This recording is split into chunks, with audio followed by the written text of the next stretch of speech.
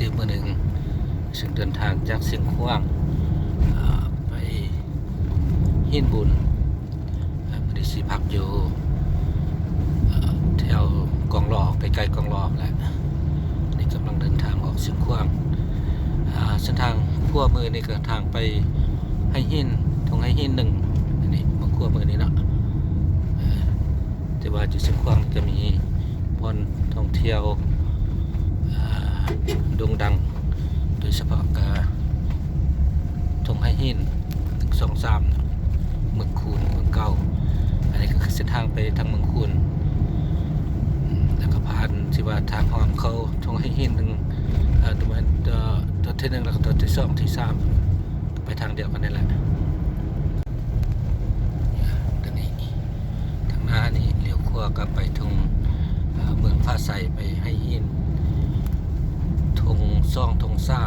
3ฮอดแล้วเมืองคูนเนาะคูนนี่ก็เป็นเมืองนึงเป็นเมืองที่เก่าแก่จะว่าเห็นถาดอยู่เบื้องซ้ายมือนี่เป็นถาดเก่าถาดแก่นั่นอันนี้เป็นเมืองเก่าของแขวงเสียงขว้างเป็นเมืองพวนนั่นแหละเมืองนี้แหละมันที่ว่าทึกทำลายจากสงครามเวียดนาม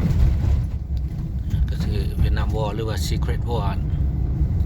ที่ว่าบ่มียังลงเรือเนาะที่ว่าเรือไปฮะเบิ่งนี่ก็มีถาดเก่าที่ว่าทึกจนฮ้อมา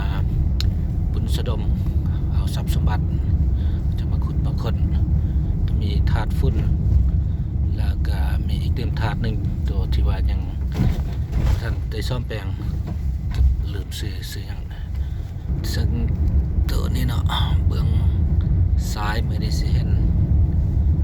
เป็นเงินสลักหักพังตัวเก่าตัวนี้นี่แหละใช่ว่าเงินหลังนี้แล้วมันสร้างขึ้นตอนสมัยฝรั่งแล้วก็ถูกทำลายโดยสงครามอเมริกา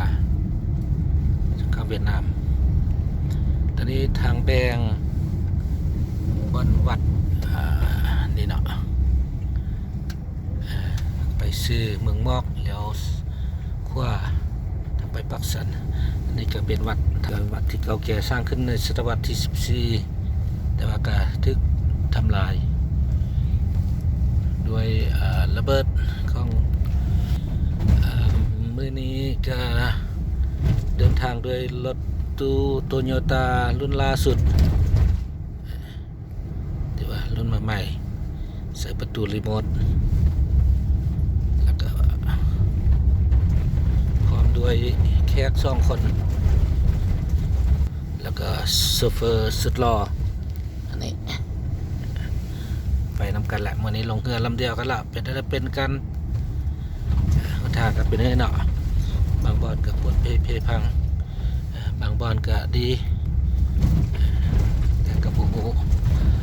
มาเสียได้ดอกก็เข้าใจนำกันแหละอันนี้ก็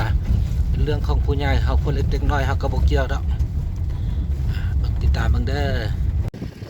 เดินทางมา1 ชั่วโมงก็ฮอดแล้วเด้อนี่บนจุดชมวิวแล้วก็มีห้องน้ำบริการผู้หนึ่ง3,000 กีบผมเว้นโซเฟอร์บัวละไกลเด้อแล้วก็ค่าถ่ายรูปนี่อยู่จุดชมวิวนี่ผู้หนึ่ง3,000 กีบนี่ละโซเฟอร์ก็เก็บไกลก็เก็บผู้ใดมาจอดนี่เก็บหมดเด้อหลังจากเดินทางพบเสียงขว้างมาฮอดแล้วทาโทมตอนนี้เป็นเมืองทาโทมแขวงบริคำไซเป็นที่ว่าเป็นเมืองก็ธรรมดาบ่ใหญ่แล้วก็บ่น้อยหลังจากขับขี่รถมา3 ชั่วโมงก็ฮอดแล้วเด้อทาซี่นี่ก็คือทางแบงทางไปซื้อก็คือทางเวียงทองทางเลี้ยวขวาทางหน้าก็คือทางไปปักสันไปเวียงจันทร์สิแวะกินข้าวดีก่อน อันนี้เนาะก็คือทางแบงเลี้ยวขวากับปากสันจากนี้ไปปากสันก็81 กิโลเมตรไปซื้อกับเวียงทอง102 กิโลเมตรแต่ว่ามื้อนี้สิไปทางเวียงทองเนาะสิไปทำกองล้อสิไปหินบุญเอานี่ไปกับประมาณมึง102ราคาปานนั้นก็สิเข้าไปในเต็มอีกเต็มประมาณมึง150-60 กิโลเมตรแล้วฮอดอาดักทำกองล้อนี่โอเคเอาติดตามมึงเด้ออันนี้ก็บรรยากาศจากบ้านทาซีหรือว่าเมืองทาซีเนี่ยเส้นทางลับสาว ทางที่นี่สิแบ่งไปซอดอยู่ทางลับสาวแล้วก็สิโค้งขึ้นมาน้อยหนึ่งบ้านนาเห็นแล้วก็เข้าไปทางทำกองรอนี่สภาพเส้นทางก็มีภูเขาอันนี้งามๆนี่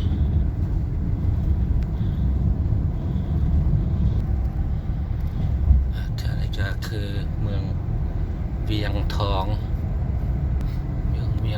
นี่ก็เป็นเมืองหนึ่งที่ขึ้นกับแขวงบริคำไสกับบุญใหญ่ปันได้ถือว่าธรรมดาอันนี้ก็ขั้วน้ำหยวงนี่มาฮอดขั้วน้ำหยวงก็จะเป็นต่างถิ่นกับต่างซื้อเนาะเชี่ยวมรกตสวยงาม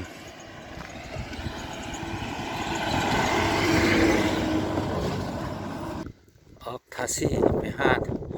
ทางแบงห่างจากประมาณมุ่ง100 กิโลเมตรประมาณนี้แหละแต่ว่าทางสูงสันเลี้ยวก็มันเพียงกระบี่นิดนึงเนาะแต่ว่าทางก็ที่ว่าดีพอแล่นได้อยู่เนี่ยมีป่าใหญ่เลยดิหินใหญ่เนาะก็เลยคักมีนักท่องเที่ยวต่างชาติเข้ามา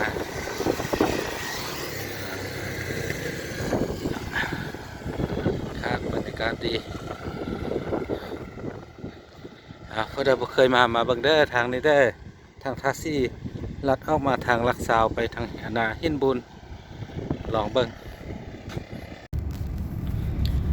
เมื่อกี้ก็ลืมถ่ายรูปทางแบงไปลักซาวกับมานาหินอันนี้จะมาฮอดบ้านทาบักจะมีขั้ว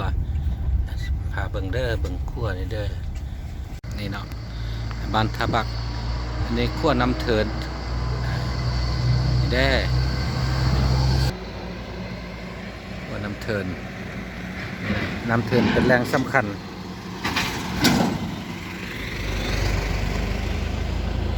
หาเบิ่งเด้อ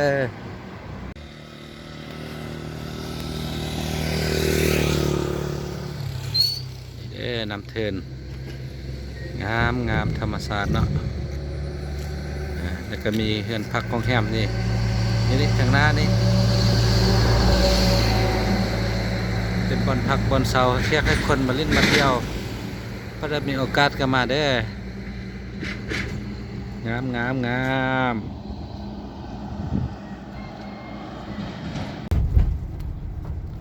หลังจากขี่รถมาเกือบ10 ชั่วโมง9 ชั่วโมงครึ่งหมดสอดแล้วเด้อทำกองรออีกเติมประมาณมุ่ง10 กิโลเมตรก็คือว่าอีกเติม10 นาทีก็ฮอด6 โมงแรงอยู่9 ชั่วโมงครึ่งทั้งหมดสำหรับการเดินทางจากเสียงขว้างกองรอออกเสียงขว้างกับ8 โมงครึ่งฮอดกองรอกับประมาณ6 โมงแรงเวลาสมควร ทางการลำบากหาตัวดีกันเด้อ